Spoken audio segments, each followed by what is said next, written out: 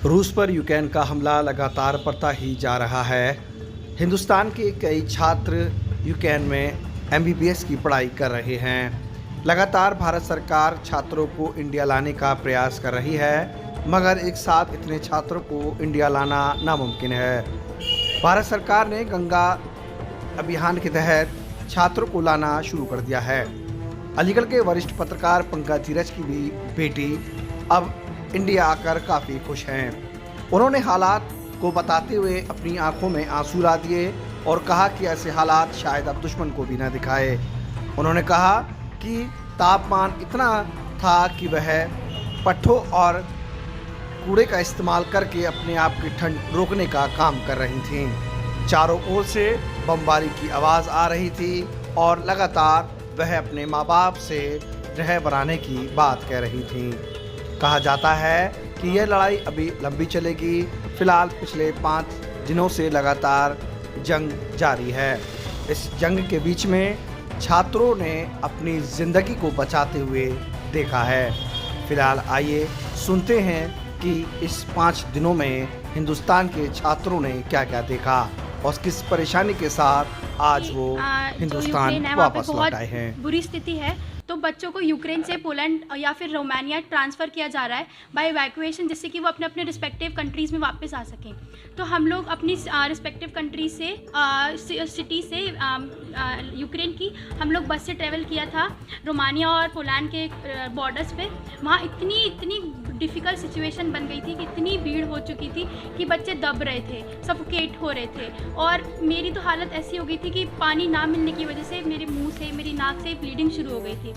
फिर बच्चे लाइन में लग रहे हैं, इतनी भीड़ हो रही है, सबको ही जाना है और 2000-3000 की क्वांटिटीज़ में बच्चे इकट्ठे होते हुए जा रहे हैं, लेकिन किसी को चांस नहीं मिल रहा था कि क्योंकि गेट भी बहुत शॉर्ट ड्यूरेशन के लिए खुला, 2 मिनट के लिए खुला, फिर 20 मिनट्स के लिए बंद कर रहे थे। और बच्चे इतना परेशान हो गए थे कि वो लाइन में लगे आगे पहुंचने के बाद भी बैकआउट हो रहे थे कि अपने अपने जाके जगह बैठ जाएं।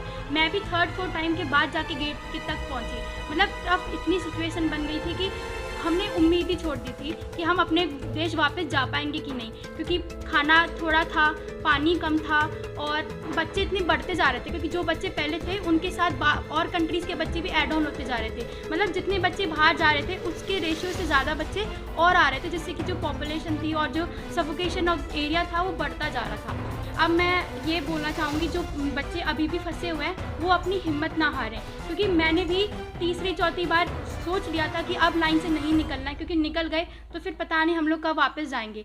तो बस मैं यही बोलूँगी कि जो बच्चे अभी भी शेल्टर में हैं या फिर जो अभी भी बॉर्डर पे हैं वो अपनी उम्मीद ना छोड़ें। आप ठीक है, समझती हूँ पानी और खाने की कमी है, लेकिन भगवान पे भरोसा कर लिए और लाइन में लगे रहिए, क्योंकि अगर नहीं रहेंगे तो फिर नहीं पहुँच पाएंगे। मंजर कैसा था?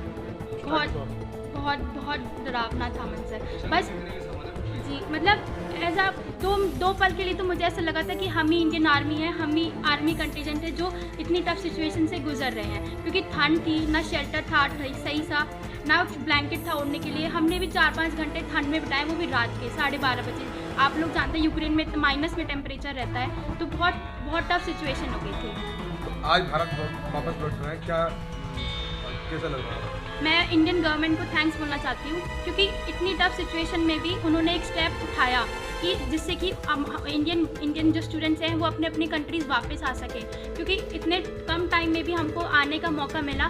गवर्नमेंट ने इतना अच्छा अरेंजमेंट किया खाने का, क्योंकि बॉर्डर के बाद जाके हम लोग को जो सारी सपोर्टिंग मिली, खाना मिला, पानी मिला, इंडियन गवर्नमेंट में इसका बहुत बड़ा हाथ है।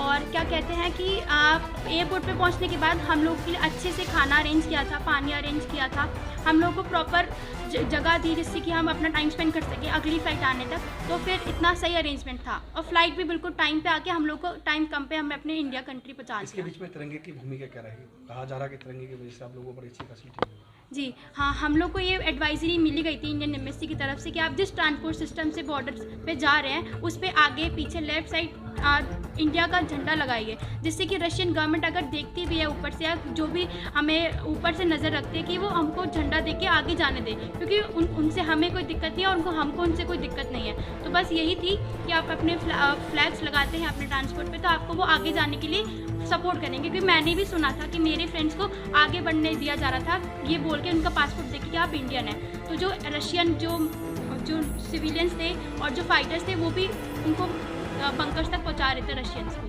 आपको वापस लाने के लिए, आप जैसे बच्चों को वापस लाने के लिए जो ऑपरेशन गंगा है, उसके लिए नरेंद्र मोदी जी को क्या कहते हैं? मैं नरेंद्र मोदी सर का थैंक्स बोलना चाहती हूँ उनको, क्योंकि उन्होंने कम टाइम में डायरेक्ट फ्लाइट अरेंज करी और अच्छे से इंडियन स्टूडेंट्स को अपने अपने सिटीज़ में पहुंचाया। और जो बच्चे अभी इंडियन एयरपोर्ट पे उतरे थे उनको अपने अपने स्टेट्स पे जाने के लिए उनके लिए बसेज और ट्रांसपोर्ट सिस्टम भी अरेंज कराया, जिससे कि आगे बच्चे को दिक्कत ना हो, क्योंकि पेरेंट्स के पास भी कम टाइम था कि अपने बच्चे तक एयरपोर्ट तक पहुँचे। तो फिर नरेंद्र मोदी जी ने उनको ट्रांसपोर्ट सिस्टम भी प्रोवाइड कराया, जिससे कि अपने अपने स्टेट में पहुँच सके।